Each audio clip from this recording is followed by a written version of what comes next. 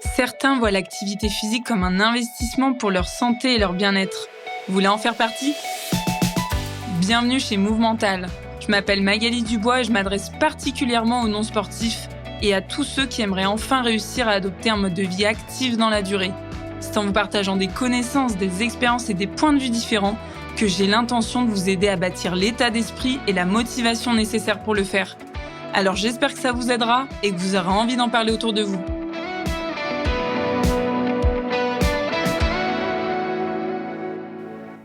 Dans ce podcast, nous allons parler de douleur, du système nerveux, nous allons parler d'activité physique et de l'interaction finale entre l'activité physique et la douleur, puisque mieux on va comprendre cette douleur, mieux on va pouvoir la gérer. Et aussi, il est bon de savoir quand même que l'activité physique joue un rôle sur cette douleur-là. Et à travers le podcast, l'idée est de vous transmettre des repères précis, concrets, qui vont justement vous permettre de savoir quand il est judicieux de pratiquer et quand peut-être il faut écouter un petit peu son corps et relever le pied. On va rentrer un petit peu plus dans le détail, mais avant, je voulais faire un petit clin d'œil à Clément Bionda, qui est kinésithérapeute au Pôle Physio, donc qui est un cabinet de kinésithérapeute à Gerland, qui justement m'a permis d'accueillir aujourd'hui Yvan Songeon, parce que il a pu suivre une formation notamment au sujet de la douleur avec lui. Et donc merci Clément de m'avoir mise en contact. Et je suis ravie de t'accueillir Yvan aujourd'hui pour ce podcast. Merci du coup de m'accueillir. Avec grand plaisir. Merci de bien vouloir participer. Et j'aimerais peut-être, avant qu'on rentre trop dans le vif du sujet, que tu te présentes. Parce que je sais que tu es kinésithérapeute, que tu es chercheur en neurosciences. Mais j'aimerais bien que tu complètes un petit peu ça. Alors du coup, je suis kinésithérapeute et j'ai travaillé pendant 5-6 ans en libéral où je me suis beaucoup spécialisé justement dans la prise en charge de la douleur chronique. Et à la suite de ça, j'ai eu l'occasion et la possibilité de faire un master en méthodologie de recherche clinique. Et à l'issue de mon master, j'ai aussi l'opportunité de pouvoir poursuivre en thèse de neurosciences. Donc là où je poursuis ma thèse, parce que je n'ai pas encore terminé. Donc je fais une thèse au Centre de recherche en neurosciences de Lyon, qui est associé, moi je suis associé à l'INSERM et à Lyon 1. Et la thématique de ma thèse, c'est notamment la cognition sociale. Donc c'est tous les mécanismes ou les processus du cerveau qui nous permettent de pouvoir vivre en société, c'est-à-dire d'être un animal social, c'est-à-dire qui nous permettent de pouvoir comprendre les codes, les normes sociales, qui nous permettent de pouvoir comprendre aussi et décoder les individus avec lesquels on interagit, donc par exemple les émotions, par la reconnaissance des expressions de visage. Et aussi, un point qui est assez important, c'est que ça nous permet de nous identifier nous-mêmes en tant qu'individus au sein d'une société, c'est-à-dire qu'on arrive à se différencier des autres en sachant qu'on est une seule personne unique. Et donc, moi, dans ma thèse, ce que je regarde, c'est un petit peu comment ça agit sur la douleur, et notamment sur la douleur chronique, comment ça agit sur le fait qu'une douleur devient chronique, ou quand elle est déjà chronique, comment elle peut potentiellement évoluer. C'est assez complexe, mais je pense qu'on va y rentrer un petit peu plus au fur et à mesure du podcast, parce qu'on va aborder différents sujets, et notamment les perceptions, les représentations. Et j'aimerais bien que tu nous apportes un peu ton point de vue là-dessus. Tu as parlé de douleur chronique. Il faut savoir qu'en France, aujourd'hui, dans la population générale, 30% de la population, en fait, des adultes, sont atteints ou ont une douleur chronique, ce qui en fait du coup un des freins à la pratique les plus marquants. Peut-être pour préciser, c'est comme ça que je démarre souvent mes podcasts, c'est par une définition ou quelque chose qui va nous amener à être sur les mêmes repères pour que nos auditeurs et que nous-mêmes, on se comprenne bien dès le début. Donc comment est-ce que tu définirais la douleur ? C'est quoi ? De quoi parle-t-on ? Alors la douleur, il y a une définition officielle dans le monde de la recherche qui est utilisée justement par les chercheurs et qui fait aujourd'hui consensus, c'est-à-dire qu'en gros, la société savante qui est l'association de l'étude... Alors, je cherche le mot en anglais. Donc c'est l'IASP, c'est l'Association internationale de l'étude contre la douleur, qui a défini la douleur comme étant une expérience sensorielle et émotionnelle désagréable qui est associée ou ressemble à une expérience associée à une blessure réelle ou potentielle. Donc il y a plein de petits points qui sont importants dans cette définition, et notamment le premier point qui est très important, c'est que la douleur c'est une expérience. C'est-à-dire que c'est quelque chose qui est personnel, qui est très subjectif, puisque l'expérience, on la vit soi-même. Et donc, c'est très difficile de pouvoir la partager dans le sens où moi, je ne pourrais jamais ressentir la même douleur ou dans une expérience similaire qu'une autre personne, puisque justement, c'est quelque chose qui est subjectif. Donc c'est dur de se comprendre en fait. C'est ça. À ce niveau. On ne peut pas comprendre la douleur de l'autre réellement comme il la ressent, c'est ça? C'est ça. C'est ça qui est très complexe. Après, il y a aussi cette notion de désagréable. La douleur, c'est forcément quelque chose qui est perçu comme étant désagréable. Et donc, on a en tout cas, c'est ce que la recherche le définit tel quel, c'est-à-dire qu'il y a des situations, on en reparlera peut-être tout à l'heure, où il y a des personnes qui vont expliquer qu'une situation douloureuse, ça peut être perçu comme agréable, par exemple les courbatures. Il y a des personnes chez qui, quand on a des courbatures, on trouve ça génial parce qu'on se dit on a bien travaillé, ça veut dire qu'on a fait des bons exercices, que ça va avoir une influence sur l'évolution de notre corps. Et finalement, si c'est perçu comme agréable, on peut plus trop le considérer comme étant une douleur. Ah oui, d'accord, il y a cette nuance-là. C'est vraiment cette notion de désagréable. En même temps que tu parlais, je me disais, mais moi, quand je vais courir, des fois, j'ai envie d'avoir mal dans les cuisses. Et ça, du coup, c'est une douleur, quoi. En fait, on associe le j'ai mal à j'ai une douleur. Ça. Et c'est pas le cas. Pas réellement. Pour les personnes, ça peut être le cas. Mais en tout cas, nous, dans la recherche, il faut vraiment qu'il y ait cette notion de désagréable pour que ça soit considéré comme une douleur. Et un dernier point, c'est que c'est associé à une blessure qui peut être réelle ou potentielle. Et ça, c'est important.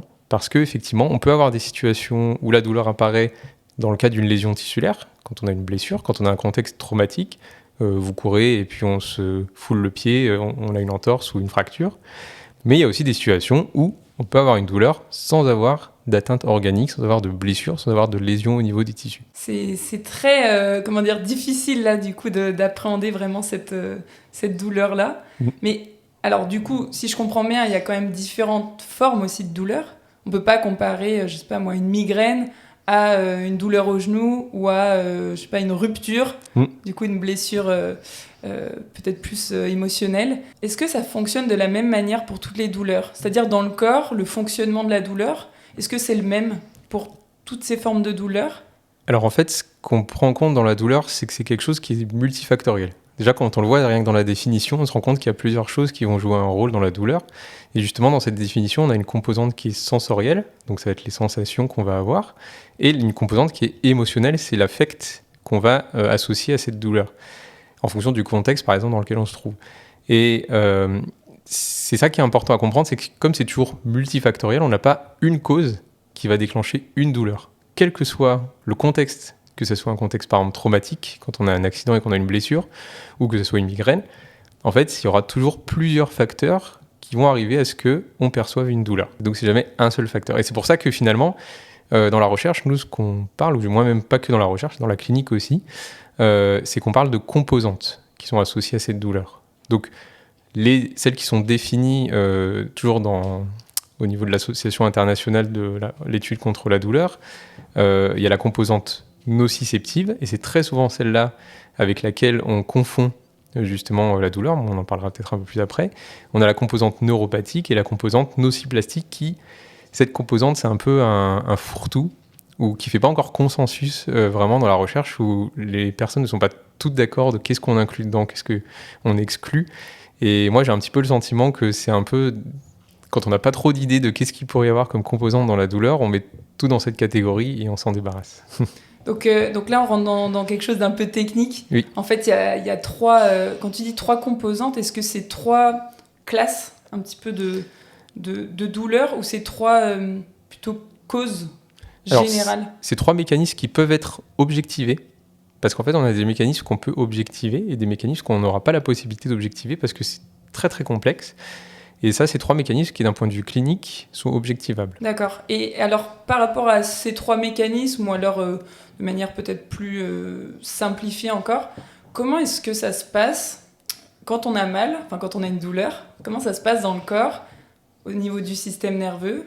On sait que le système nerveux, c'est le meilleur communicant au niveau du corps. Mais comment ça se passe réellement pour bien comprendre peut-être le schéma ou la vue d'ensemble de la douleur au niveau de notre corps? Alors le système nerveux, déjà il faut distinguer le système nerveux périphérique du système nerveux central. Donc le système nerveux central, c'est la moelle épinière et le cerveau.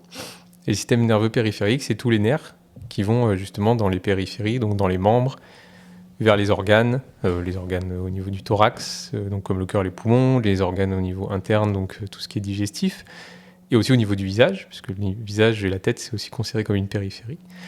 Et donc, ils ont un rôle différent chacun au niveau de la douleur. Le système nerveux périphérique, lui, il va agir surtout dans la transmission de l'information, mais il peut aussi potentiellement agir dans le cas, par exemple, d'une blessure pour le processus inflammatoire. Le système nerveux central, c'est lui qui va aussi transmettre l'information, notamment au niveau de la moelle épinière, mais il va aussi jouer un rôle de modulation de l'information. Donc ça, je pourrais le détailler un petit peu après ou maintenant, ça, peu importe.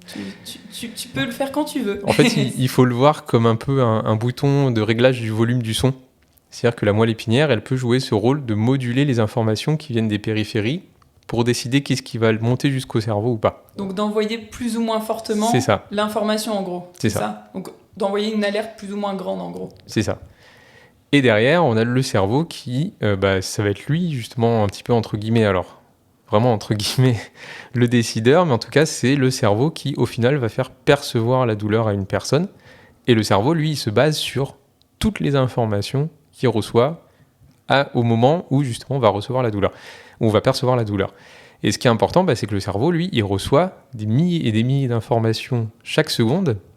Et en fait, il ne nous les rend pas conscientes, il les traite en tâche de fond, on va dire, parce que ce serait déjà peu productif pour nous. Il y a des informations. Moi, j'aime bien utiliser cet exemple. C'est qu'avant que vous l'entendiez, vous n'avez pas conscience que ça se passe, mais ça reste des informations que votre cerveau reçoit et traite. Et à partir du moment où vous allez entendre ce que je vais vous dire, vous allez en avoir conscience, vous allez le ressentir pendant quelques temps, et vous allez l'oublier d'ici quelques secondes. C'est est-ce que vous portez des vêtements sur vous ou pas ? Ça, c'est assez typique. C'est quelque chose que notre cerveau, lui, en tout cas, il reçoit l'information qu'on porte des vêtements. Par contre, il ne vous le rend pas conscient en permanence, parce que sinon, ce serait extrêmement problématique, vu qu'on ne peut focaliser notre attention que sur une seule chose. Ce serait très problématique si on passait notre temps à se dire tiens, oui, je porte bien des chaussettes, tiens, je porte bien un jean, tiens, je porte bien un t-shirt. Ce serait vraiment horrible en fait. Ce serait horrible et on pourrait rien faire de notre journée. Et ça, moi je suis assis, donc je pourrais me dire tiens, je suis bien assis, tiens, la chaise elle est de telle texture, etc. etc. Et mes mains sont en train de bouger, et je suis en train de regarder là. Et en fait, toutes ces infos, le cerveau les reçoit. Il les traite parce qu'elles sont utiles pour savoir si on a chaud, si on a froid, si par exemple on est dans une position qui est stable, si au contraire il a besoin d'utiliser l'équilibre pour améliorer notre stabilité, etc. Mais il ne nous les rend pas forcément conscientes. Alors que justement, quand on ressent une douleur, c'est qu'il nous rend cette information consciente parce que lui, ce qu'il reçoit comme sensation, vont lui donner l'idée que le contexte dans lequel on se retrouve, eh bien, il peut potentiellement être menaçant pour nous, pour l'intégrité de notre corps, pour notre survie, et donc il peut nous faire percevoir de la douleur, justement pour nous prévenir qu'il y a potentiellement un danger. Quand je dis potentiellement, c'est parce que parfois, le cerveau il peut se tromper, nous faire ressentir de la douleur, alors qu'en réalité, on n'est pas dans une situation dangereuse.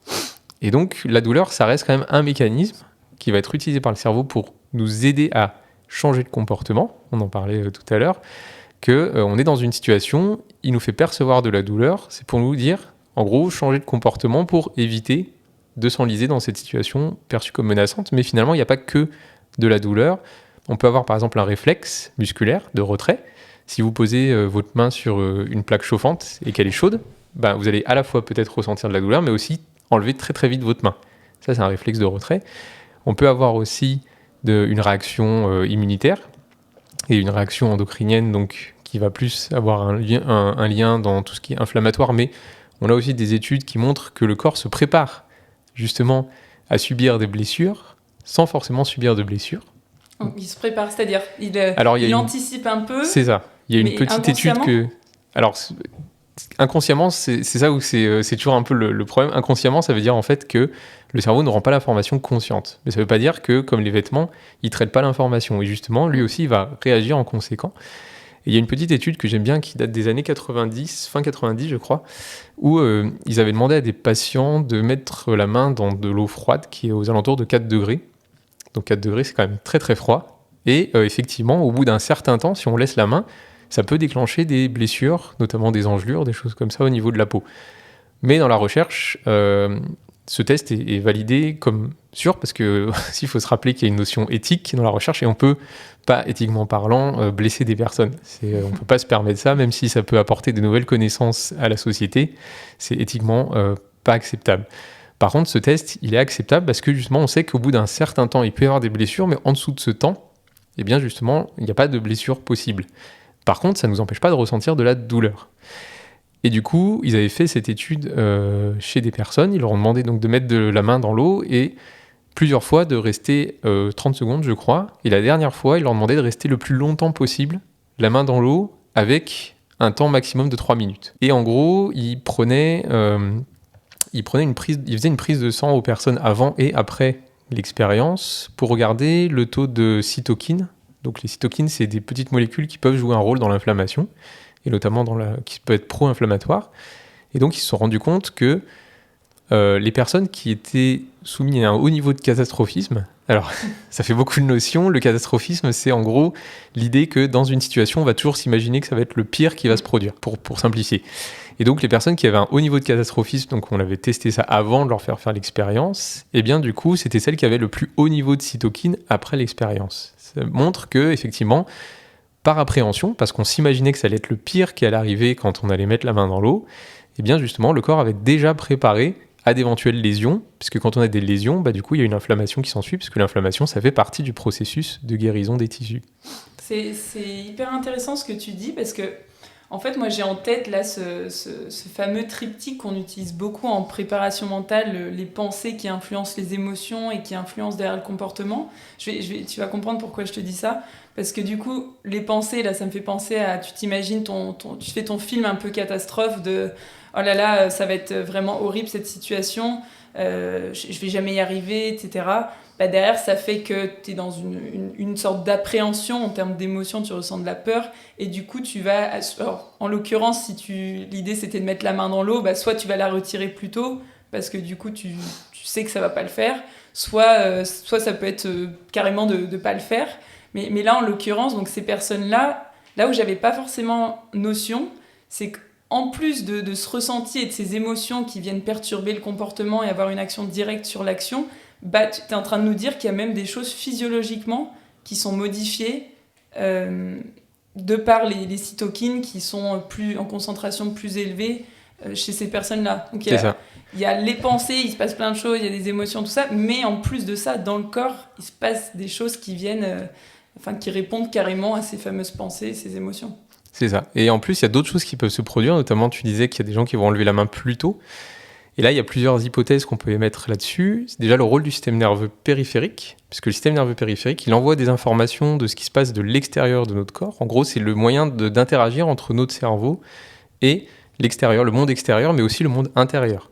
C'est-à-dire que le cerveau, il peut interagir avec les intestins, parce que justement, il y a le système nerveux périphérique qui permet de faire cette transmission de l'information. Et de la même manière, on est capable de connaître la température extérieure, parce que justement, le système nerveux périphérique envoie des informations par le biais de capteurs qui se trouvent par exemple au niveau de la peau, qu'il fait chaud, il fait froid, et du coup, nous, on va réagir en conséquent. On va enlever un vêtement, on va rajouter un vêtement, on va monter le chauffage, on va ouvrir la fenêtre, etc. Et en fait, parmi tous ces récepteurs qu'on a au niveau de la peau, on en a au niveau des muscles, on en a au niveau des tendons, on en a au niveau des ligaments, etc., eh bien, on a ce qu'on appelle les nocicepteurs, en fait, qui sont des récepteurs de danger. En gros, c'est des récepteurs qui vont s'activer quand on va avoir, dans la majorité des cas, qui vont s'activer quand on va avoir une stimulation qui est intense. Donc, par exemple, si on se caresse la main, du coup, une caresse un peu légère où on prend un bout de coton et on se caresse la main avec un bout de coton, ça va pas être une stimulation suffisamment intense pour que ça active les nocicepteurs. Par contre, si avec vos deux doigts, vous pincez très fortement le bout d'un ongle ou justement la peau, et là, au bout d'un moment, vous pouvez ressentir potentiellement une douleur ou au moins une gêne qui est perçue comme désagréable parce que justement, la stimulation va être suffisante pour déclencher ou activer les nocicepteurs. Et en gros, ces nocicepteurs, ils ont un seuil d'activation et dans certaines situations, notamment par exemple dans la situation de l'étude dont je parlais, par anticipation justement, parce qu'on va appréhender la situation à laquelle on va être confronté ou l'expérience à laquelle on va être confronté, eh bien on peut diminuer, ou du moins d'un point de vue physiologique, on va avoir une diminution du seuil d'activation de ces récepteurs, ce qui fait qu'ils peuvent s'activer plutôt que ce qui s'activerait en temps normal. Ils sont en quelque sorte hypersensibles aux moindres petits mouvements ou interférences, quoi. Et du coup, ils vont envoyer de la nociception au cerveau. Donc la nociception, c'est un message, entre guillemets, de danger, mais c'est pas de la douleur. C'est juste une information. Attention, les nocicepteurs sont actifs, donc il y a peut-être potentiellement un danger. Et là, il se passe quoi? Du coup, le cerveau, il est plus alerte? Et bah, du coup, plus d'informations. Le cerveau, il a une information supplémentaire qui va lui dire que potentiellement, effectivement, il y a peut-être une situation de danger. Mais ce qui est intéressant, c'est qu'aujourd'hui, on s'est rendu compte, ou du moins ce qui est tenu pour vrai dans la recherche, c'est que finalement, c'est pas l'intensité du message qui est perçu ou qui est reçu par le cerveau qui va être importante, mais c'est ce qu'on appelle la science du message, et c'est-à-dire en gros à quel point l'information que le cerveau reçoit va augmenter la probabilité qu'il nous le rend conscient. Alors, je sais pas si tu m'as un peu perdu là sur la fin.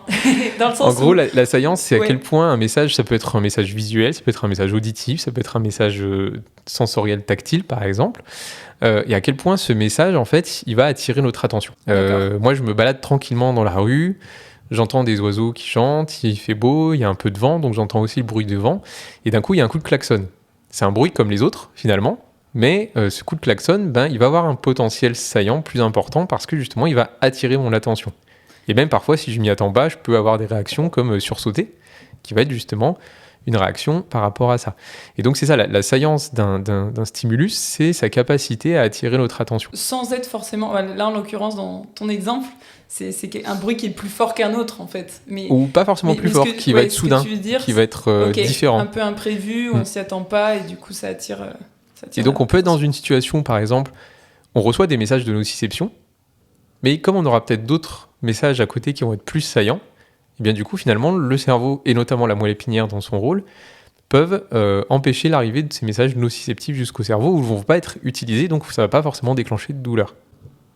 Ok. Il y a un moment donné, de ce que je comprends, vu qu'il faut qu'il y ait cette notion de saillance, il pourrait très bien se passer deux choses un peu simultanées, le klaxon et je ne sais trop quoi, que notre cerveau capterait que l'un des deux, ou il capterait les deux, mais en tout cas ferait ressortir que l'un des deux, et du coup, potentiellement, si c'était deux douleurs similaires, on pourrait n'en avoir qu'une qui ressortirait. Alors, grosso modo, c'est ça. J'ai fait un gros raccourci. Hein. Mais en fait, déjà, ce qui est important, c'est que la douleur, c'est pas quelque chose que nous reçoit notre cerveau, c'est quelque chose qui nous fait percevoir. Déjà, ça, c'est important. C'est-à-dire que tous les messages qu'il reçoit, il n'y a pas de message de douleur. C'est par contre une perception, c'est lui, justement, qui nous transmet ce message. Et en gros, effectivement, quand on a notre capacité attentionnelle qui peut être focalisée que sur une chose, et que notre cerveau lui reçoit des milliers de choses, et bien du coup, quand on est dans certaines situations, lui, il va nous faire percevoir ce qui est justement le plus important dans le contexte dans lequel on se trouve. Peut-être que c'est une expérience que vous avez déjà tous et toutes faite, qui est que vous êtes au travail, ou vous êtes en train de faire quelque chose qui est intéressant, puis d'un coup, subitement, vous allez avoir envie d'aller aux toilettes. Votre vessie, elle se manifeste et elle vous dit « Ah bah tiens, c'est le moment d'aller aux toilettes ». Parce qu'elle a été étendue, parce que justement, il y a beaucoup d'urine à l'intérieur, et du coup, ça a envoyé une information au cerveau qui vous rend conscient. Mais à ce moment-là, vous dites « Bah, c'est 11h30, dans une demi-heure, c'est ma pause, et du coup, je vais quand même finir ce que je suis en train de faire, parce que je suis concentré dessus et que j'avance bien. » Et vous allez vous reconcentrer sur la tâche que vous êtes en train de faire, et puis c'est midi, et puis vous dites « Ah bah tiens, c'est drôle, parce que tout à l'heure, j'ai envie d'aller aux toilettes, et maintenant, j'ai plus envie. » Parce que justement, vous avez réussi à moduler cette information de la vessie et faire en sorte que le cerveau ne vous rend plus ou attire plus votre attention là-dessus parce que vous avez justement agi sur la saillance alors pas forcément agi sur la saillance, mais le contexte dans lequel vous vous trouvez a fait que le cerveau a estimé que c'était plus important que vous continuiez votre tâche plutôt que vous alliez aux toilettes au risque de perdre la motivation ou l'entrain que vous avez dans cette tâche. Au point que, effectivement, après, une fois que vous avez terminé la tâche, c'est possible que les effets de la modulation de l'information de la vessie soient encore présents et que du coup, vous ressentiez plus cette envie d'aller aux toilettes. Jusqu'au moment où la vessie va se remanifester de manière un petit peu plus intense parce que ce sera encore rempli, etc., etc. Donc ça, c'est un petit peu les prémices de la gestion de la douleur. Enfin, peut-être un morceau de la gestion de la douleur. C'est la capacité. Dis, voilà, c'est la perception. C'est une perception de la douleur. Mais du coup, si on oriente notre attention sur autre chose... C'est ça. En fait, c'est la capacité de notre cerveau à pouvoir moduler les informations qu'il reçoit. Enfin, pas le cerveau, mais aussi la moelle épinière. Et du coup, ça peut effectivement, ça peut être une des thérapeutiques qu'on peut proposer dans une prise en soin de la douleur. Et donc si on rentre un peu plus là au niveau des déterminants de la douleur, c'est-à-dire qu'est-ce qui va influencer ou impacter la douleur et qu'est-ce qui va faire que l'intensité va être perçue de manière plus ou moins élevée. On peut parler là éventuellement du déconditionnement à l'effort, du sommeil, de l'alimentation, du côté émotionnel, psychologique, comme on a un petit peu commencé à l'aborder. Moi, j'ai vraiment en tête que, par exemple, avec l'exercice physique, le fait de se désentraîner, c'est-à-dire d'avoir moins d'activité physique au quotidien, le corps devient moins résistant à l'effort, moins tolérant à l'effort, donc on va plus rapidement franchir nos limites, et du coup, progressivement, le système nerveux se désensibilise. Moi, je le comprends un petit peu comme ça, de moins on fait d'efforts. Si je prends un exemple concret, imaginons que j'utilise moins mon dos, et que je l'utilise de moins en moins, dès que je vais me remettre à l'utiliser, je vais donner une alerte qui est inhabituelle à mon cerveau, à ma moelle épinière. Tu préciseras si besoin. Et derrière, ça va faire en sorte que le cerveau va peut-être mettre un peu plus d'attention là-dessus et me dire que là, il y a quelque chose qui se passe, je reconnais pas, donc j'y suis plus à l'écoute et je mets plus d'alerte là-dessus. Alors que plus on est entraîné, plus on va se réhabituer à l'effort, plus on devient endurant, tolérant à l'effort, et du coup, en principe, plus on se désensibilise de certains types de mouvements qui nous auraient causé à la base de la douleur. Alors oui, effectivement, si on veut parler de déterminants de la douleur, comme je disais tout à l'heure, c'est quand même quelque chose de multifactoriel, et quand je parle de multifactoriel, c'est parce qu'aujourd'hui, le modèle qui nous permet au mieux de pouvoir comprendre et expliquer la douleur, c'est ce qu'on appelle le modèle biopsychosocial. Et en fait, ce modèle biopsychosocial, il prend en compte tous ces déterminants qui sont à la fois sur le plan biologique, donc par exemple la nociception, ou alors tout à l'heure on parlait des cytokines, c'est un peu le côté biologique. On a aussi le côté psychologique, donc dans le côté psychologique, on retrouve le catastrophisme, on retrouve la motivation, on va retrouver des peurs, on va retrouver certaines représentations qu'on va voir du monde. Donc effectivement, par exemple, tu parlais de bouger son dos. Il y a une des représentations qu'on a bien, c'est que se pencher en avant, les jambes tendues pour ramasser un objet par terre, dans nos représentations, c'est quelque chose qui peut être mauvais pour le dos. Alors qu'aujourd'hui, la littérature a tendance à ne pas montrer ça. Et du coup, ça reste quand même une représentation qui peut influencer la perception de la douleur et aussi son intensité, effectivement. Et après, on a le champ social qui est aujourd'hui un petit peu le parent pauvre, je dirais, de la recherche, parce qu'effectivement, il a apparu plus tard, et puis surtout, il y a très peu d'études sur le sujet, en tout cas en France. Il y en a plus dans les milieux anglo-saxons. Et c'est assez compliqué parce que déjà, ce champ social, forcément, il est très dépendant de la société dans laquelle on se trouve, puisqu'on n'a pas tous les mêmes contraintes, on n'a pas tous les mêmes vies en fonction du milieu dans lequel on est. Mais il joue quand même un rôle assez important, notamment par les déterminants sociaux de la santé. Donc c'est là où on est né, là où on a grandi, là où on a été éduqué, où on a suivi une scolarité, là où on travaille, là où on va vieillir, etc. Ça va avoir une influence aussi sur la manière dont on va percevoir des douleurs. Parce qu'on n'est pas tous dans les mêmes contextes, et notamment un contexte de précarité. Ça peut amener, c'est un facteur de risque pour avoir des douleurs chroniques par rapport à un contexte où on est dans une situation plutôt aisée. Et donc en gros, tout ça va jouer potentiellement sur une douleur. Et vous imaginez à quel point c'est complexe, on n'arrivera jamais à l'échelle d'une seule personne à pouvoir savoir exactement chez cette personne qu'est-ce qui a joué quoi et dans quelle situation. Et effectivement, par contre, d'un point de vue biologique, on sait que, ou du moins aujourd'hui, ce qui ressort, c'est que effectivement, le déconditionnement, donc le fait de faire peu d'efforts, forcément, notre corps, il fonctionne à l'écologie et l'économie. C'est-à-dire que si il y a des choses qu'on n'utilise pas, le corps les détruit, entre guillemets. Alors, j'aime pas trop ce terme parce qu'il peut paraître un peu angoissant. Ça fait un peu peur. C'est ça. En effet. Mais en gros, c'est assez simple. Quand on n'utilise pas un muscle, forcément, le muscle va réduire de volume. En fait, il va être optimisé de manière à ce que la capacité qu'il a de contraction et la force qu'il va pouvoir produire, elle va être en fonction de nos activités quotidiennes. De ses besoins, voilà. C'est ça. Et si aujourd'hui, vous habitez au premier étage et que vous faites que tous les jours, une fois, vous montez et descendez le premier étage, vos quadriceps n'auront pas besoin d'être hypertrophiés pour pouvoir monter 15 étages. Ce serait contre-productif, ça utiliserait beaucoup trop d'énergie pour votre corps de pouvoir maintenir ces cellules. Et du coup, c'est pour ça que quand on fait peu d'efforts, le corps diminue au niveau dont vous avez besoin finalement dans votre quotidien. Et donc, effectivement, dès que vous allez faire un effort un peu inhabituel, et je pense que l'effort inhabituel que tout le monde connaît et a déjà vécu au moins une fois dans sa vie, je pense, c'est le déménagement. C'est un truc, je suis sûr que là, rien qu'en écoutant, vous vous dites, même quand on vous propose de faire un déménagement, vous dites ah ok, ça va être cool parce qu'on est entre potes, mais c'est quand même pénible les déménagements. Voilà, c'est ça, c'est quand même pénible les déménagements parce qu'effectivement, on fait pas ça tous les jours, donc notre corps n'y est pas forcément habitué, et on sait que le lendemain ou le surlendemain, on va avoir un peu mal aux épaules, on va avoir un peu mal au dos, on peut avoir mal aux genoux, parce que justement, on a fait un effort inhabituel auquel notre corps n'est pas forcément conditionné, et du coup, ça peut être un stress mécanique qui va potentiellement produire de la nociception, parce que ça va c'est pareil, nos récepteurs donc du système nerveux périphérique s'adaptent en fonction des efforts qu'on fait, et si on fait un effort qui est trop intense, on peut venir stimuler nos nocicepteurs et justement déclencher de la nociception parce qu'on n'y est pas habitué. Mais si par contre vous vous entraînez, on fait un entraînement régulier, et bien pareil, le seuil d'activation des nocicepteurs peut être augmenté de manière à ce que quand vous êtes confronté à un port de charge ou à un effort un peu intense, mais qui est habituel pour vous, ça ne va pas déclencher à chaque fois de la nociception.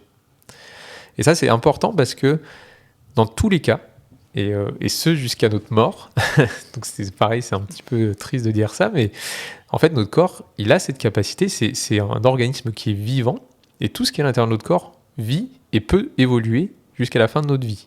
C'est pas comme une voiture, très souvent, moi je le vois en kinésithérapie, très très très souvent, on a tendance à comparer l'être humain à une machine, à une voiture, à une pièce qui est cassée, et du coup, faut la remplacer, il faut la réparer. Et en fait, c'est une image qui est complètement fausse, parce que la voiture, c'est des matériaux qui ne sont pas vivants, c'est des matériaux qui sont issus alors je ne vais pas rentrer dans les détails de la biologie, mais en gros, c'est des matériaux qui n'ont pas la capacité de s'adapter. Une voiture, elle ne va pas s'adapter en fonction des contraintes que vous lui exposez. Elle ne va pas prendre de la masse au niveau des roues si vous la faites conduire plus souvent sur des cailloux. Ou alors, effectivement, si elle est que sur des petites routes tranquilles de ville, elle ne va pas perdre la masse de ses roues. Elle va rester toujours pareille. Alors que l'être humain, lui, s'adapte. Et effectivement, en fonction des efforts, en fonction du vécu aussi qu'on a eu, des blessures, des choses comme ça, notre corps va s'adapter.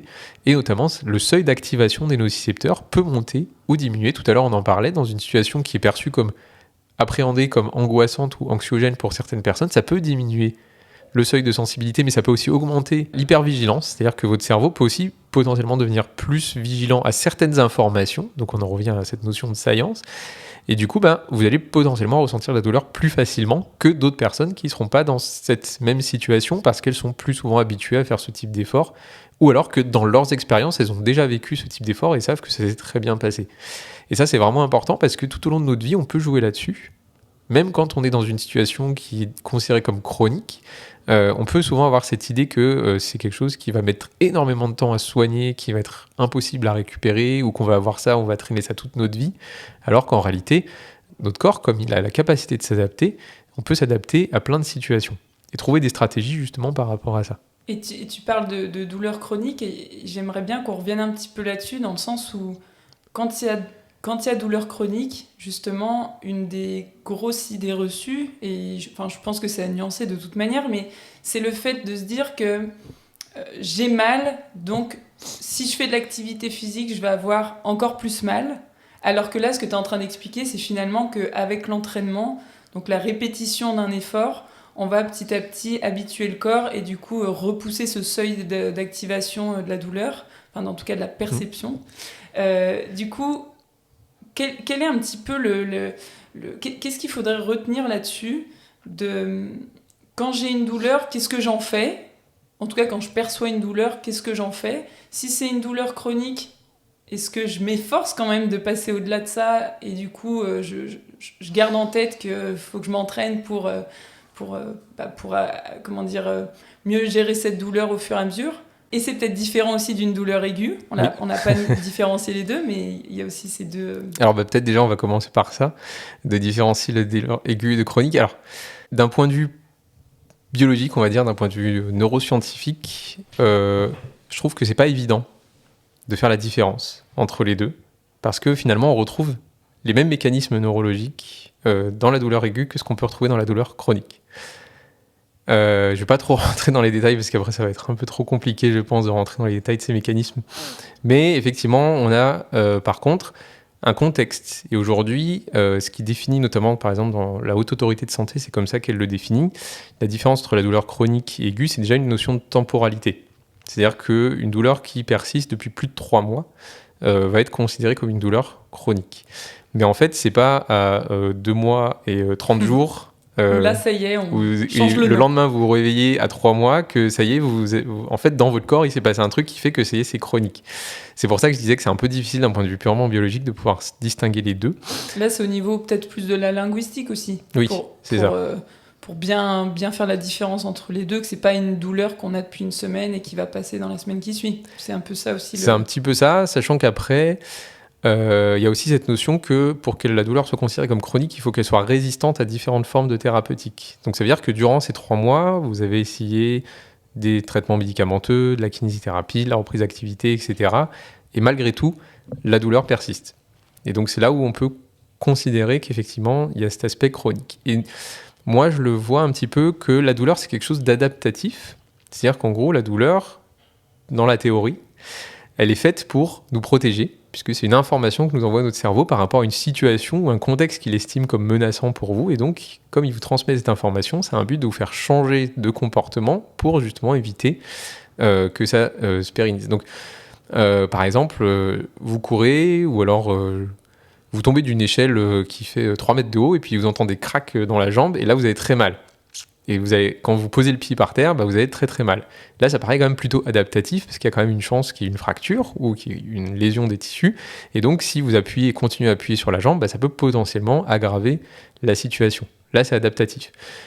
Par contre, le fait d'avoir mal au lombaire depuis 10 ans, il y a peu de chances que ce soit adaptatif. Ça peut être dans une situation, ce qu'on va appeler plutôt mal adaptatif, c'est-à-dire que le cerveau perçoit une situation et un contexte par rapport au dos qui va toujours percevoir comme étant menaçant parce qu'il a des informations qui lui font penser ça. Alors, penser, c'est un terme un peu... mais du coup, lui, il va persister là-dedans, il va continuer à envoyer ces informations tant qu'il y aura des éléments qui vont lui donner cette information que ça peut potentiellement être dangereux. Et pourtant, quoi qu'il arrive, vous aurez beau faire ce que vous voulez, s'il y a une lésion au niveau des tissus, ça guérira quoi qu'il arrive. Si par exemple vous coupez avec un couteau, vous aurez beau bouger le doigt ou faire quoi que ce soit, au bout d'un moment il y aura une cicatrice qui apparaîtra. Elle pourra être plus ou moins jolie, mais le processus inflammatoire et le processus de cicatrisation se fera. Donc si on regarde d'un point de vue purement tissulaire, s'il y a un jour où il s'est passé quelque chose au niveau du dos, il y a de fortes chances qu'au bout de 10 ans c'est guéri, même de très très fortes chances. Et donc la probabilité que la persistance de la douleur elle soit liée à un problème tissulaire, elle devient de plus en plus faible, plus le temps passe, plus ça devient faible. Et donc c'est là où justement ça va être important de regarder plutôt d'un point de vue psychologique et social, sans forcément dire que on a aussi un problème dans la tête ou quoi que ce soit, mais c'est parce qu'on peut avoir ces déterminants qui peuvent jouer un rôle. Pour donner un exemple d'un point de vue social, un contexte dont on parle assez fréquemment maintenant, ou du moins qu'on conscientise de plus en plus, c'est la charge mentale dans le foyer. On sait que effectivement c'est souvent les femmes qui gèrent la maison, et souvent on dit qu'elles ont un deuxième travail quand elles rentrent du travail le soir, elles ont aussi le travail dans le foyer.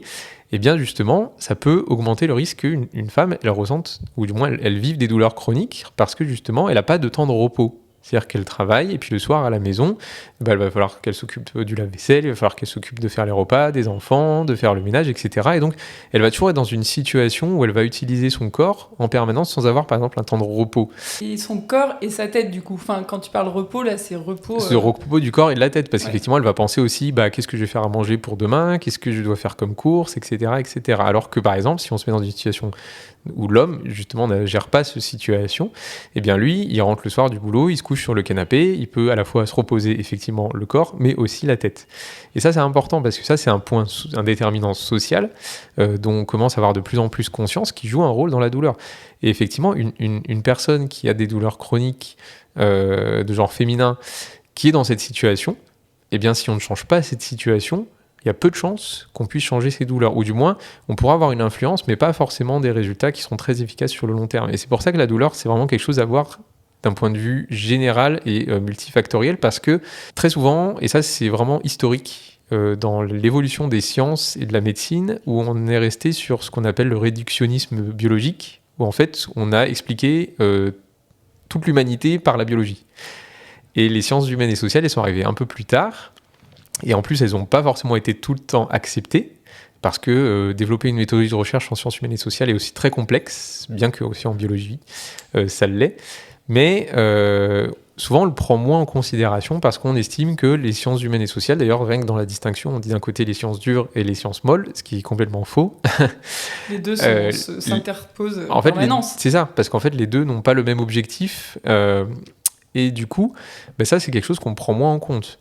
Quand vous allez voir un médecin parce que vous avez mal au dos depuis 10 ans, il va rarement vous demander comment est la situation dans votre foyer. Par contre, effectivement, il va faire des examens d'imagerie médicale.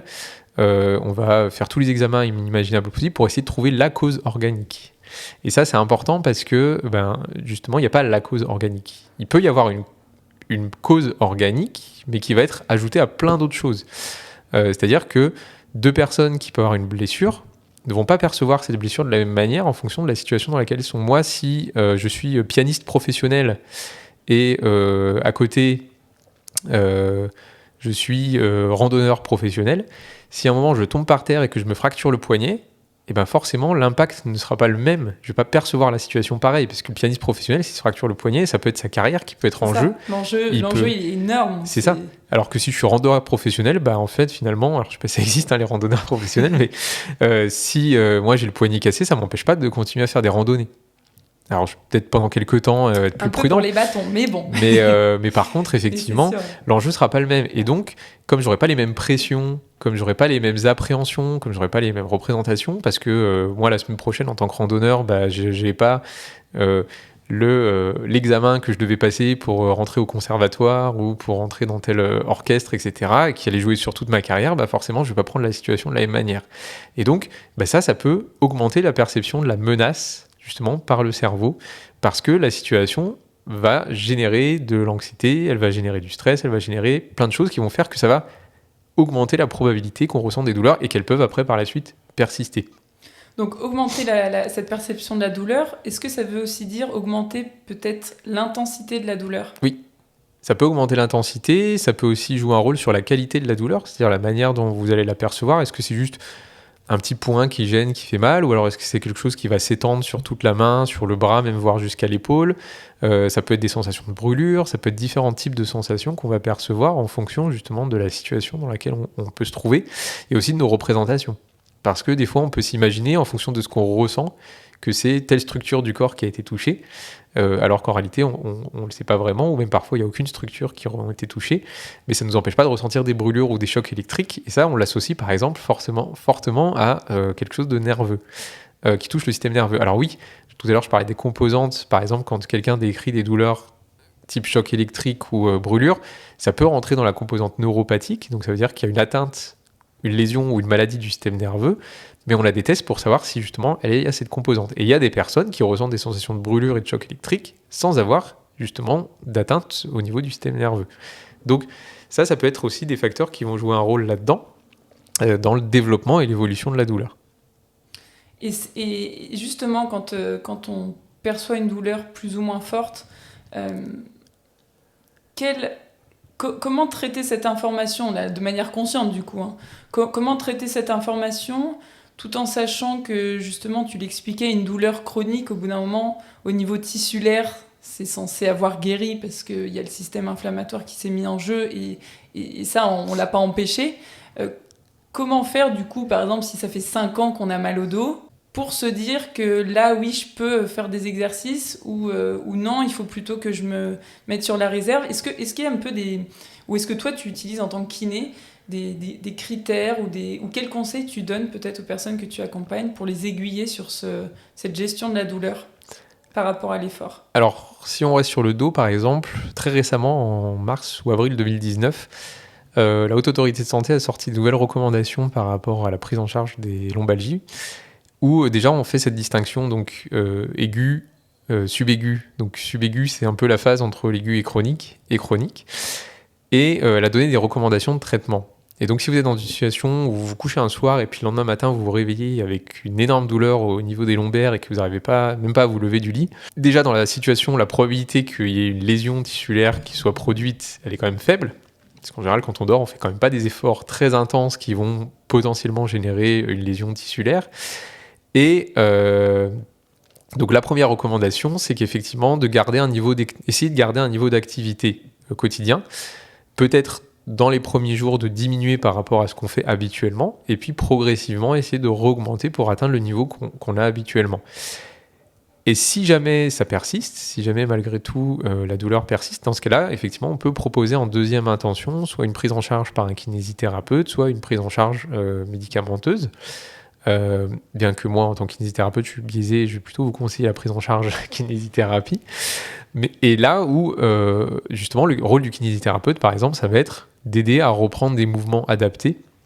Et c'est pareil, on va peut-être potentiellement interdire certains mouvements au début, parce qu'ils vont être associés à certaines représentations qui peuvent créer des peurs, et du coup, ces peurs, ça peut aussi jouer un rôle sur l'intensité douloureuse ou la perception douloureuse. Le fait qu'on va peut-être plus se crisper. C'est ça, on peut appréhender. Risque, et rappelez-vous ce qui se passe dans les personnes, on leur a demandé de mettre la main dans l'eau froide. Mais justement, par appréhension, elles peuvent développer même d'un point de vue biologique certaines choses. Et donc, ça peut être pareil, si une personne a mal au dos et que moi, je lui dis tout de suite, penche-toi en avant en gardant les jambes tendues. Si dans sa représentation, c'est quelque chose de mauvais et de dangereux, et bien justement, ça peut aussi potentiellement avoir une influence sur sa biologie. Et donc, on peut interdire certains mouvements, certaines activités pendant un certain temps, mais l'interdiction à vie, ça n'existe pas. Aujourd'hui, on n'a aucune étude scientifique qui montrerait que ce serait bénéfique d'interdire une activité à vie dans ces situations. On peut l'interdire sur un certain temps parce que justement, il y a besoin d'un temps peut-être de récupération tissulaire, mais il y a aussi peut-être besoin d'un temps de récupération un peu plus psychologique, c'est-à-dire le temps de l'acceptation, le temps de pouvoir diminuer justement tout l'impact que a la douleur sur nos représentations. Mais après, l'idée, c'est quand même de retourner à l'activité quotidienne qu'on a l'habitude de faire, quitte après aux personnes qui souhaitent, voire même augmenter leur niveau d'activité quand elles ont peu d'activité. Et quand je parle d'activité, ça peut être simplement marcher 10 minutes ou monter, au lieu de prendre l'ascenseur, monter chez soi à pied. Alors c'est sûr que ça n'a pas le même impact si vous habitez au 2e étage que quand vous habitez au 15e, mais on peut se dire je monte 4 étages à pied et puis après je prends l'ascenseur pour le reste. Voilà, ça peut être progressivement et ça c'est vraiment cette notion qui est hyper importante quand on commence à avoir des douleurs qui persistent. Si au début le fait de se dire que je vais faire de l'activité physique ça peut augmenter mes douleurs, et ça peut effectivement augmenter les douleurs, parce que les tissus ne sont pas forcément adaptés, parce qu'on est dans une situation où le fait qu'on ressente des douleurs rend le cerveau hyper vigilant, et du coup, la moindre information qui va venir confirmer nos représentations et nos idées, ça peut encore plus nous renforcer l'idée ça peut renforcer l'idée au cerveau de maintenir la douleur, et aussi parce que justement, d'un point de vue tissulaire, on l'a vu tout à l'heure, si on n'est pas habitué à certaines activités, ça peut potentiellement déclencher de la nociception, ou activer ou du moins irriter nos nocicepteurs. Et donc, c'est pour ça que c'est très important de faire les choses adaptées. Et donc, moi, souvent, ce que je conseille aux patients, c'est que la douleur, c'est eux qui décident s'ils ont envie de la ressentir ou pas. C'est-à-dire que quand ils vont faire une activité, ce qui va pouvoir leur dire si l'activité, ou du moins le dosage de l'activité est adapté, eh bien déjà, c'est est-ce que eux, ils acceptent ou pas de ressentir la douleur. Pour moi, on peut ressentir la douleur. C'est pas un problème, tant que c'est maîtrisé. Et tant que c'est perçu comme n'étant pas grave, justement. Voilà, c'est ça. Et en gros, ça peut faire mal, mais pas irriter. C'est-à-dire qu'en gros, on pouvait faire un effort, on peut faire un exercice, on peut ressentir un peu de douleur, mais il faudrait que 10 minutes, un quart d'heure après l'activité, après l'exercice, la douleur qui est arrivée ou qu'on perçoit elle est soit retournée à son niveau de base qu'on avait au départ, si on avait déjà une douleur, ou soit qu'elle est complètement disparue si au début on n'avait pas de douleur. Ça déjà, ça peut être un petit côté rassurant de se dire, bah voilà, on a quand même un contrôle, on maîtrise un peu la douleur, on peut faire de l'activité, on peut ressentir un peu de douleur pendant l'activité, mais on sait que 10 minutes, un quart d'heure après, au repos, on reviendra au niveau de base qu'on avait avant. Et si c'est pas le cas, ça permet aussi de réajuster, de se dire que j'en ai peut-être trop fait cette fois, la fois d'après j'essaye d'en faire un peu moins. C'est ça. Et c'est ok de se tromper aussi, parce que c'est ça, c'est tout à fait ça. En gros, on peut aussi avoir une exacerbation de la douleur, ou la douleur qui va persister après l'effort pendant 2-3 jours, et ça aussi c'est normal. Et c'est pas forcément qu'on a blessé ou aggravé une blessure, c'est que on a irrité le système. Et comme il est irrité, et du coup, effectivement, le cerveau, lui, derrière, il va réagir en fonction. Mais irrité ne veut pas forcément dire blessé. Et c'est un peu ça l'idée, c'est qu'il peut se produire des fois qu'on peut faire un effort intense, un déménagement, et puis 2-3 jours après, on a des douleurs partout qui vont s'atténuer dans le temps, parce que justement, le déménagement, c'est pas un effort qu'on est habitué à faire, et comme on a irrité un peu le système, derrière, ça va faire persister de la douleur pendant 2-3 jours, donc on sait que soit on va être amené à faire plus souvent des déménagements, et dans ce cas-là, il va falloir entraîner son corps à pouvoir faire des déménagements régulièrement, soit c'est quelque chose de très ponctuel, où on fait un déménagement tous les 6 mois, ce ne sera pas forcément productif, sauf si c'est vraiment un souhait. De devenir déménageur. Voilà, c'est ça, de s'entraîner régulièrement à ça. Mais par contre, effectivement, on peut petit à petit augmenter le dosage de l'activité en fonction de ce qu'on ressent.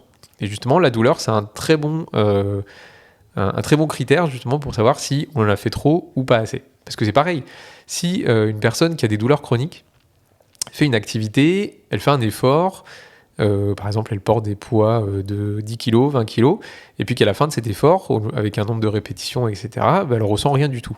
Pas de douleur, quoi que ce soit. Ou pas plus, parce qu'une douleur chronique, ça peut être une douleur qu'on ressent toujours de la même manière. C'est ça. Donc on ressent pas plus. Et justement, ça peut être un critère où on se dit, tiens, finalement, je peux peut-être essayer d'en faire un peu plus, parce que justement, là, ça n'a pas trop stimulé mon corps pour que je perçoive des choses qui montrent qu'il y a eu un changement. Et ça, c'est important parce que c'est pareil, si on souhaite créer un changement au niveau de notre tissu, il faut les stimuler pour ça. Et si on fait quelque chose qui est un peu notre niveau de base, du coup, on va jamais stimuler les tissus, ils vont rester au niveau de base. Si par contre, on sort justement de ce niveau de base, c'est-à-dire que peut-être qu'on peut changer le poids, au lieu de mettre 10-20 kg, on peut mettre 25-30 kg, ou alors on peut augmenter le nombre de répétitions, par exemple, ou alors on peut augmenter la rapidité à laquelle on effectue le mouvement, et voir si ça amène à un changement. Alors, ça peut par exemple amener à de la fatigue. On peut, à la fin du mouvement, sentir une fatigue musculaire parce qu'on n'arrive plus à porter le poids, etc. Ça, c'est une stimulation pour le corps pour dire, voilà, ton niveau habituel, c'est de faire 10 répétitions avec 20 kg.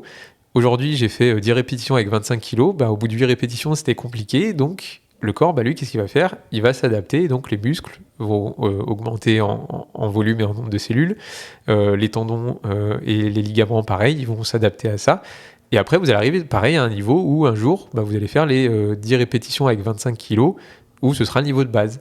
Et puis là, il faudra de nouveau augmenter l'intensité, etc., etc. Et donc, ça peut être une sensation de fatigue, mais ça peut être effectivement une douleur qui va être le critère qui va nous permettre de dire est-ce que j'augmente en intensité ou pas. Sachant que c'est important aussi de se dire que dans l'activité physique, il n'y a pas que de la biologie. Et on a toujours cet aspect psychologique et social qui est qu'il y a aussi des jours où on n'a pas envie. Il y a des jours où on est fatigué, il y a des jours où émotionnellement et psychologiquement, on n'est pas là. Et du coup, ça peut arriver que ça joue sur nos performances et sur la douleur. Et peut-être que la veille, vous avez réussi à faire ces 10 répétitions avec 25 kg, mais qu'aujourd'hui, vous en faites que 5 répétitions avec les 25 kg, que ça vous fait mal, que vous ne vous sentez pas bien, parce que peut-être qu'il y a eu d'autres facteurs qui sont venus jouer un rôle là-dedans, parce que ce jour-là, vous avez mal dormi la veille, parce que vous êtes stressé parce qu'il va se passer quelque chose dans la journée ou dans les jours qui vont suivre, et que vous appréhendez, parce que il y a plein d'autres facteurs, et c'est pour ça, toujours prendre en compte que la douleur, c'est plurifactoriel, c'est jamais un seul et unique facteur. On en revient toujours un petit peu à la même chose, et au fait que il faut prendre en compte le côté, bien sûr, biologique, psychologique, social. Et si on revient sur l'activité physique, alors, on sait, il y a des études scientifiques qui prouvent quand même que l'activité physique a un impact sur la douleur, ou tout du moins la perception de la douleur. Comment ça se passe, là, encore une fois, au niveau du corps, au niveau biologique, quand on fait un effort physique? Alors, il y a cette notion d'endorphine, je pense que tu vas nous l'expliquer un petit peu. Et puis, il y a d'autres choses qui se passent.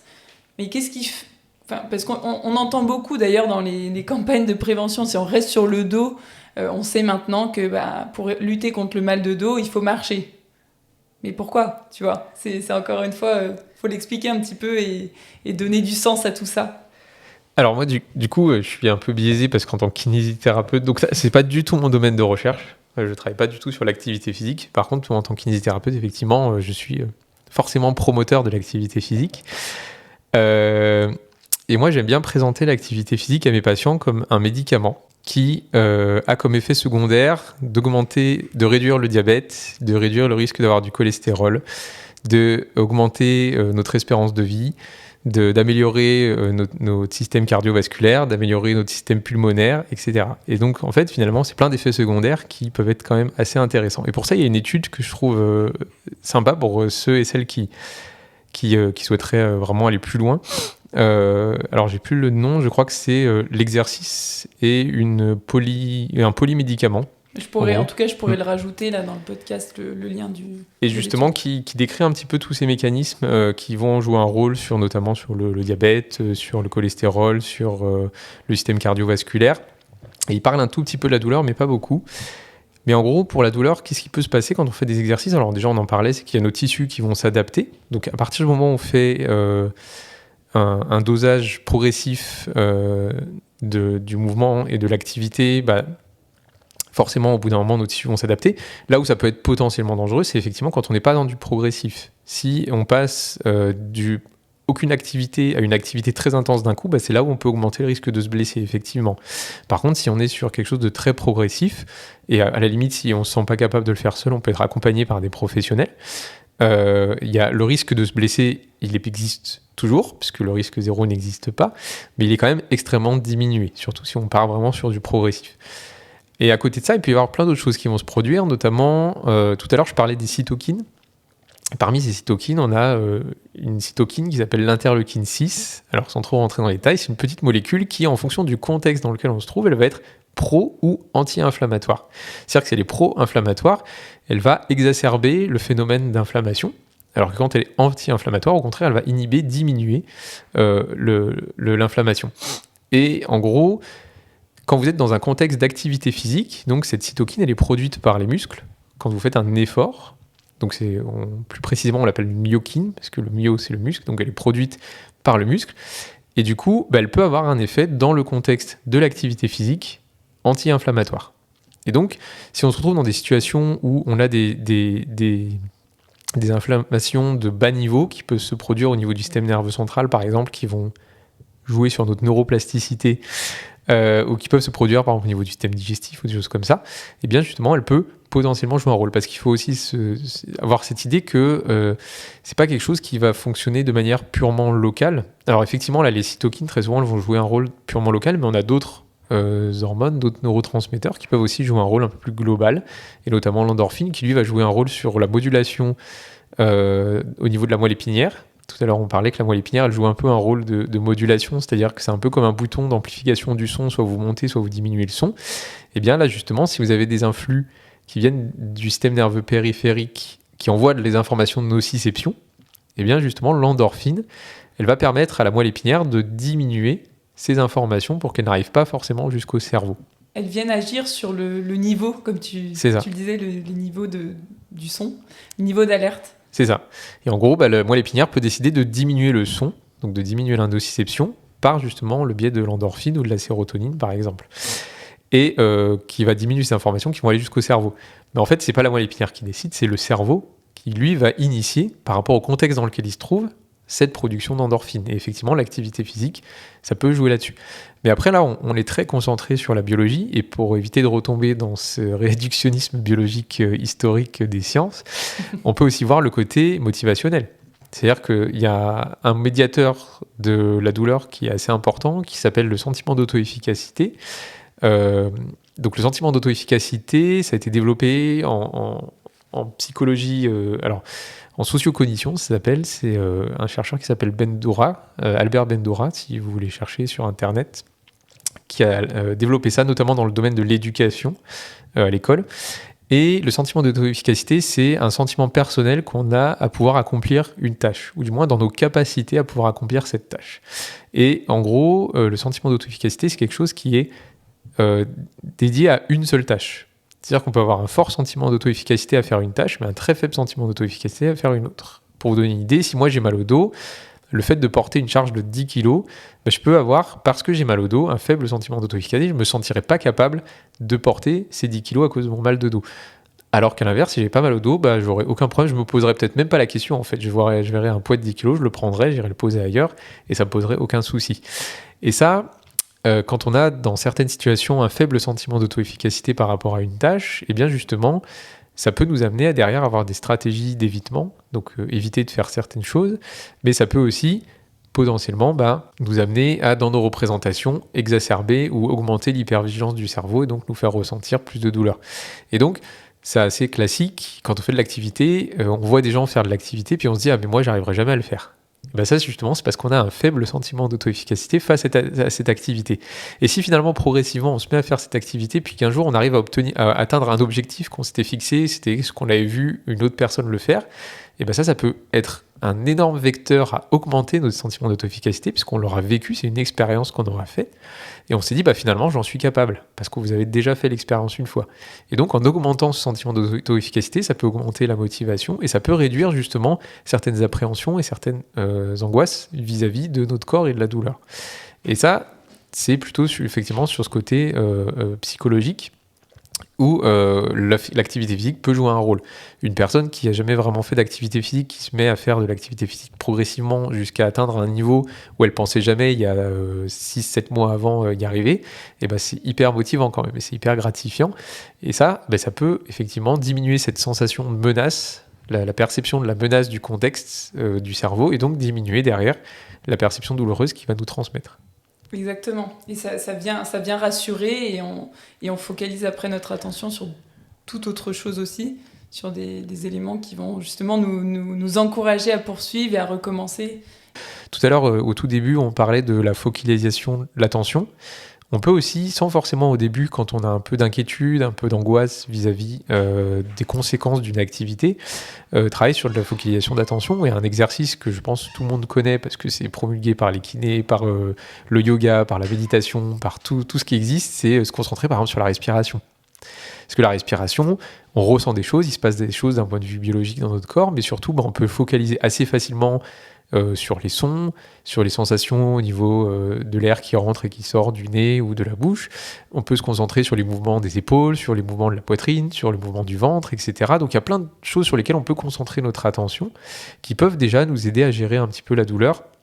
Parce que rappelez-vous, comme le cerveau ne peut pas nous focaliser ou nous rendre conscients plusieurs informations, il ne rend consciente qu'une seule à la fois, et bien du coup, on peut arriver à moduler justement de manière à ce que par la respiration, ça diminue sur un certain temps. Ce ne sera pas forcément des effets sur le long terme, mais sur le court terme, quand on est dans une situation où on ne sait plus quoi faire d'autre, déjà ça peut être une aide importante, parce que ça aussi, on n'en a pas trop parlé, sans trop rentrer dans les détails, on a ce qu'on appelle les stratégies de coping, c'est la manière dont on va faire face à une situation. Et effectivement, en fonction de notre état actuel, on peut plus ou moins faire face à certaines situations, et soit on peut y faire face de manière émotion-centrée, ou y faire face de manière solution-centrée. C'est-à-dire que émotion-centrée, c'est vous êtes dans une période où c'est très difficile, on n'arrive pas à gérer, et en fait, finalement, faire de l'activité physique pour gérer les douleurs, ça va rajouter une charge. Et donc, c'est pas très utile. Si vous êtes dans une situation où, en cas de douleur chronique ou même aiguë, la douleur elle est très intense, et là, vous ne voyez pas quel mouvement vous allez pouvoir faire pour diminuer la douleur, effectivement, vous pouvez plutôt utiliser des stratégies qui vont être émotion-centrées pour diminuer déjà la charge que représente cette douleur et la situation.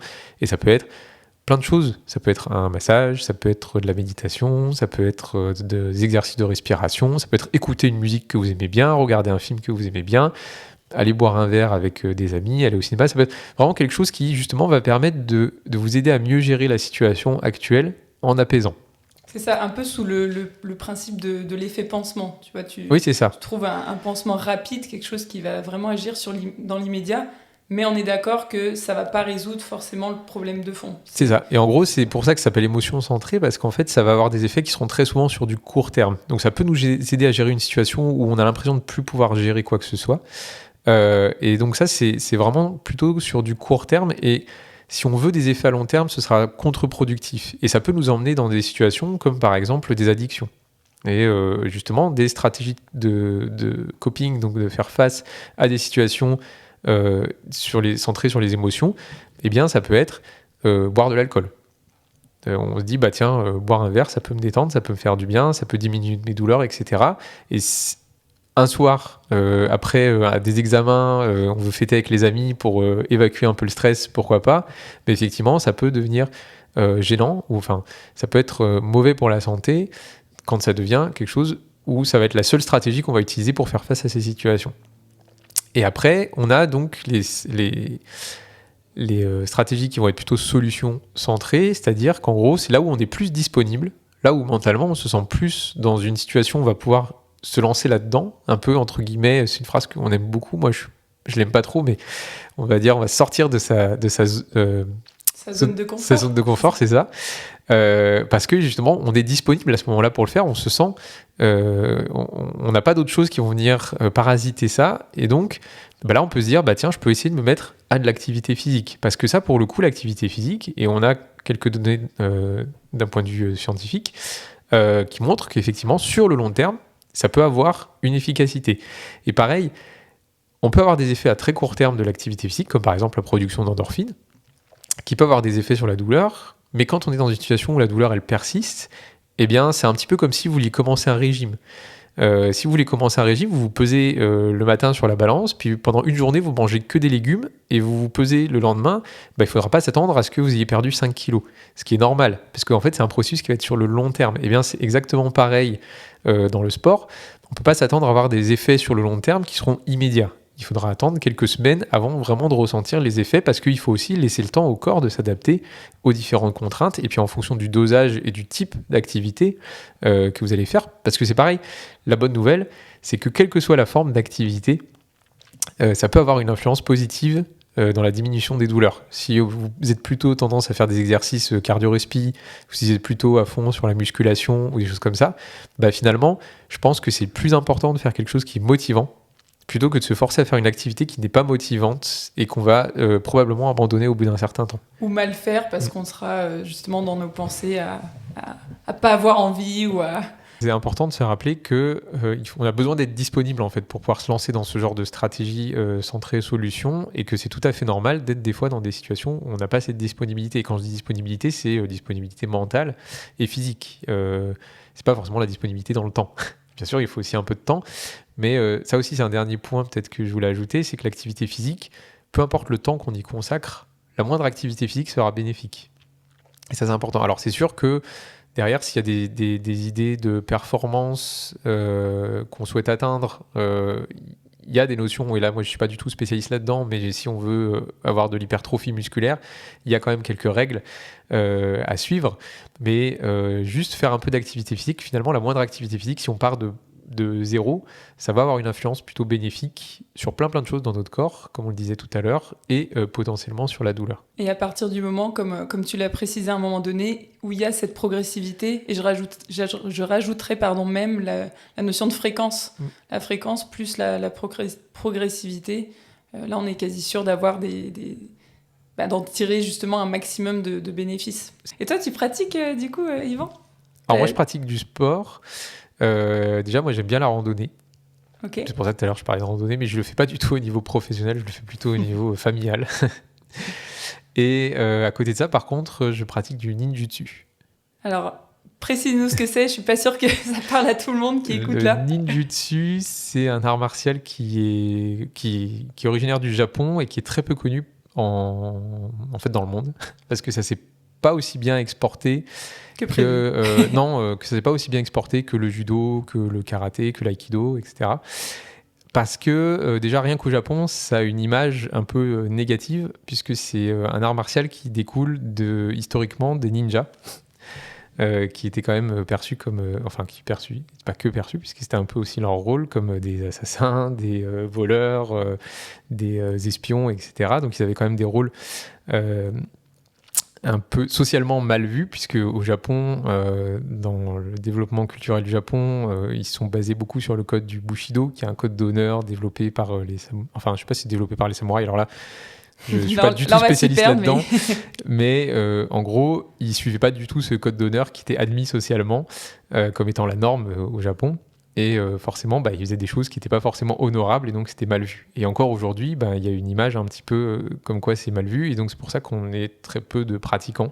Mais finalement, ça reste un art martial comme n'importe quel autre art martial qui a probablement ses défauts, ses inconvénients, ses tares historiques et qui a justement évolué au cours de l'histoire. Donc t'es un peu un bandit, quoi. Voilà. C'est le ninjutsu. Nin de ninja, jutsu.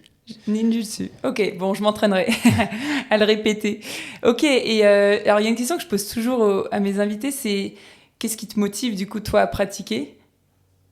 On va pas forcément, enfin si on peut rentrer un petit peu dans le détail sur pourquoi cette activité-là, mais au-delà de ça, qu'est-ce qui te motive le plus à pratiquer ? Alors spécialement pour ninjutsu parce que j'aime bien, parce que justement vu qu'on est peu de pratiquants, en fait avant je faisais du kendo.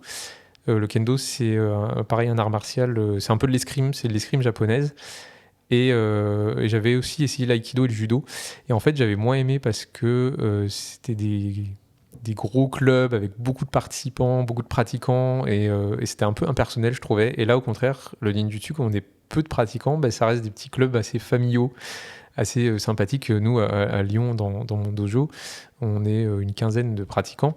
Ce qui fait que finalement, c'est plus familial et sympathique. Et après, on a l'occasion, dans des stages, de rencontrer des gens du monde entier. Et donc, ce qui me motive, c'est que voilà, je trouve que c'est un art martial qui est assez intéressant parce qu'il mélange plusieurs choses qu'on peut retrouver dans l'aïkido, qu'on peut retrouver dans le jujitsu, qu'on peut retrouver dans le karaté, et qui me plaisent bien. Et à côté de ça, de manière générale, ce qui me motive dans l'activité physique, c'est que je pense que je suis le produit de cette société qui aujourd'hui promeut l'effort, pas l'effort, mais promeut l'activité physique comme quelque chose de bon pour la santé, que j'ai dépassé la trentaine et qu'à un certain âge, on commence à dire que finalement, on n'est pas si impuissant, on n'est pas si invincible face à la maladie, face aux problèmes liés à l'âge, et que du coup, c'est quand même important de faire de l'activité physique. Tu sers un peu de vitrine sur ce plan-là. Et puis forcément, dans mes études de kiné et dans les lectures scientifiques, mais une fois de plus, je ne suis pas spécialisé dans l'activité physique, mais dans les lectures scientifiques que j'ai, je vois quand même les bénéfices que peut apporter l'activité physique. Et puis même moi, d'un point de vue personnel, quand je pratique... Alors, vraiment, ça m'arrive. Il y a des jours où je me dis, tiens, ça pourrait être pas mal que je fasse quelque chose, et j'y arrive pas parce que je suis pas du tout motivé et que j'arrive pas à me bouger clairement. Et qu'il faut que je me fasse vraiment violence pour le faire. Mais une fois que je l'ai fait, j'ai vraiment ce sentiment de gratification, de me dire c'était cool quand même, je l'ai fait, je suis content de l'avoir fait, même si le lendemain je vais avoir des courbatures et que ça va être difficile de monter et descendre mes escaliers parce que je fais tout, je prends pas l'ascenseur chez moi. Mais du coup, voilà, je pense aussi ce côté un peu d'avoir une vie un peu plus saine, entre guillemets. Et satisfaction perçue c'est ça. Avec l'effort et Donc, tu as le côté plaisir vraiment pour l'activité qui te plaît parce que tu as choisi une activité particulière et que c'est forcément, entre autres, le plaisir qui t'anime. Et puis, tu as le côté gratification de l'effort. Et puis, tu es convaincu de base aussi. Donc, je suis convaincu de base. Et puis, j'ai été étudiant et la vingtaine, j'ai pas eu forcément une hygiène de vie très... terrible comme à peu près je pense beaucoup d'étudiants et donc forcément maintenant j'essaie de rattraper un peu tout ça. Rattraper les dégâts. Ok, est-ce que pour finir ce podcast et puis je ferai une petite conclusion quand même, est-ce que tu voudrais rajouter quelque chose, peut-être un conseil ou une ressource, une lecture? J'aime bien poser aussi cette question là pour Alors une lecture que je trouve vraiment pertinente pour justement des personnes qui ont des douleurs, que ce soit aiguës ou chroniques, et qu'on se pose des questions sur les douleurs. Il y a un chercheur canadien que j'apprécie beaucoup, qui s'appelle Greg Lehman, qui était à la base chiropracteur, et puis après il est devenu kinésithérapeute, et il a fait un doctorat, alors je ne sais plus exactement en quoi, Il a fait son doctorat, en tout cas c'était dans le domaine de la kinésithérapie. Et il a écrit un petit livret de 70 pages à peu près, de vulgarisation, notamment sur la douleur, sur l'activité physique et notamment la récupération. En gros, je crois que le livret, il s'appelle Stratégie de récupération ou stratégie. Donc c'est un livre en français ? Il a été traduit en français. Ok. Et en fait, ce qui est intéressant, c'est que ce livret, il est vraiment très accessible. Et puis surtout, qu'on n'est pas obligé de le lire en entier, parce qu'en fait, chaque page est une page indépendante. En fait, chaque page, elle va raconter une petite thématique et qu'on peut lire vraiment de manière indépendante des autres. Donc, on peut même commencer le livret page 10 ou page 15. Et ben, on comprendra la page parce que justement, elle parle d'une chose en fait bien spécifique. Et je trouve qu'il est assez accessible et il est gratuit. Il est disponible en PDF. On pourra vous mettre le lien. Oui, tout à fait. Donc là, il apporte vraiment de la compréhension et de la connaissance sur le sujet de la douleur. C'est ça. Moi, je trouve... c'est une des meilleures ressources que j'aime bien donner à mes patients. Et même moi, très souvent, je ne donne pas tout le livret aux patients. Je leur donne juste les pages que je trouve intéressantes pour eux. Et après, s'ils ont le souhait d'en lire plus, ils peuvent lire le livret. Mais effectivement, voilà. C'est pas un truc où on est obligé de le lire du début jusqu'à la fin. Sachant qu'à la fin, en plus, il donne des petits outils justement pour essayer de gérer soi-même les douleurs. Et bien sûr, si après on sent quand même des difficultés malgré tout, c'est important de faire appel à des professionnels spécialisés là-dedans. On revient toujours là-dessus à la fin, c'est important de le dire et de le souligner. Pour résumer, le podcast, c'est très difficile parce qu'on a abordé beaucoup de choses, mais ce qu'on peut retenir quand même dans les éléments essentiels, c'est que la douleur, c'est quelque chose de multifactoriel. C'est important, je pense, de l'avoir en tête et de ne pas garder seulement le côté biologique ou physique de la douleur, et qu'en même temps, cette douleur, finalement, c'est beaucoup une notion de perception. La douleur en tant que telle, c'est pas quelque chose qui va être traduit par le cerveau, c'est une perception qu'on va justement nous avoir au sujet d'une alerte que notre cerveau va nous mettre en avant. En fait, c'est pas... Je le résume très grossièrement. Vous réécouterez le podcast où Yvan explique bien mieux que moi à la fin, mais je voulais vraiment mettre en avant cette notion de perception. Et après, sur le fait que quand il y a une douleur, il va falloir s'intéresser à différents éléments, consulter bien entendu, mais surtout ne pas s'attacher qu'au lieu de la douleur, mais prendre en compte vraiment le contexte, l'environnement dans lequel on vit. Et qui a du coup une grande possibilité et pas mal de solutions vis-à-vis de la douleur, pas mal d'angles vers lesquels on peut justement avoir un impact sur cette douleur-là. L'activité physique en fait partie. On n'a pas parlé du sommeil ou de l'alimentation, mais il y a encore plein d'autres choses qu'on pourra évoquer peut-être plus tard. Est-ce que toi, tu voulais rajouter une dernière chose, Yvan, là-dessus ? Oui, alors 2 petits points. La notion de perception, en fait, c'est la manière que notre cerveau il nous fait percevoir ou prendre conscience du monde avec lequel on interagit. Et ça, c'est important parce qu'on a le monde qu'on va appeler métaphysique, c'est-à-dire le monde réel. Et en fait, le cerveau va recevoir des informations de ce monde et lui, il va agir un peu comme une sorte de filtre par rapport à nos a priori. Donc en gros, nos a priori, ils vont être conditionnés par nos expériences qu'on a vécues, par notre culture, par notre sensibilité personnelle, par plein de choses. Et du coup, notre cerveau, en fait, il va filtrer ces informations et après nous faire percevoir le monde comme lui, il nous le transmet par rapport à tout ça. Et c'est pour ça qu'en fait, il existe autant de mondes que de cerveaux, je dirais, parce que justement, on a tous une perception différente, parce qu'on a tous une culture différente, des expériences passées différentes, etc. Et donc, c'est pour ça aussi qu'on n'est pas tous égaux face à la douleur. Ça, c'est déjà un premier point. Et qu'on ne va pas tous percevoir la douleur. Et c'est pour ça, au début, je disais que la douleur, c'est une expérience personnelle, c'est vraiment subjectif et qu'on ne pourra jamais percevoir la douleur de la même manière que notre voisin ou que notre conjointe ou notre conjoint, etc. Et le dernier point, c'est qu'effectivement, la douleur, ce n'est pas forcément quelque chose qu'on peut voir que d'un point de vue purement biologique, parce qu'en fait, on reste des personnes et que, comme toutes les personnes, eh bien, on a notre propre sensibilité. On est dans une situation actuelle qui va être plutôt favorable ou défavorable à la guérison de la douleur, ou du moins des situations qui nous ont amenés à ressentir une douleur. Et ça, c'est vraiment important de le prendre en compte, que notre état émotionnel, à prendre en compte nos représentations, nos interprétations du monde, à prendre en compte tout ce qu'on va mettre en place justement pour éviter d'avoir mal, ou alors pour justement essayer de guérir cette douleur. Et ça, c'est vraiment des notions qui sont importantes, et c'est pour ça qu'on ne peut pas se limiter qu'à une lecture biologique finalement de la douleur, parce que tout ça peut jouer un rôle, même si aujourd'hui, d'un point de vue clinique, on n'est pas en capacité de pouvoir tout identifier, mais la bonne nouvelle, c'est qu'on peut quand même guérir, ou du moins diminuer ou gérer ces douleurs, même sans avoir identifié tout ce qui peut jouer un rôle là-dedans. Merci pour ce mot de la fin et ces précisions qui, je pense, nous feront peut-être réfléchir encore un peu sur ce sujet-là. Moi personnellement, puis j'espère aussi les personnes qui nous écoutent. Je te remercie beaucoup, Yvan, d'avoir participé à ce podcast et pour ce temps que tu m'as accordé. J'espère te retrouver sur une prochaine session à l'occasion. Je te souhaite une bonne continuation pour la suite et je te dis à bientôt. À bientôt, merci. C'est tout pour aujourd'hui, enfin, presque. Avant de partir, j'ai 2 questions pour vous. La première, c'est quelle est la chose que vous pourriez retenir de cet épisode ? Et la deuxième, à qui vous pourriez la raconter ? En partageant ce podcast et en lui attribuant la meilleure note possible, vous inspirerez d'autres personnes à être plus actives. Et comme votre avis compte beaucoup pour moi, n'hésitez pas à me faire part de vos réflexions, j'essaierai de vous répondre. À bientôt !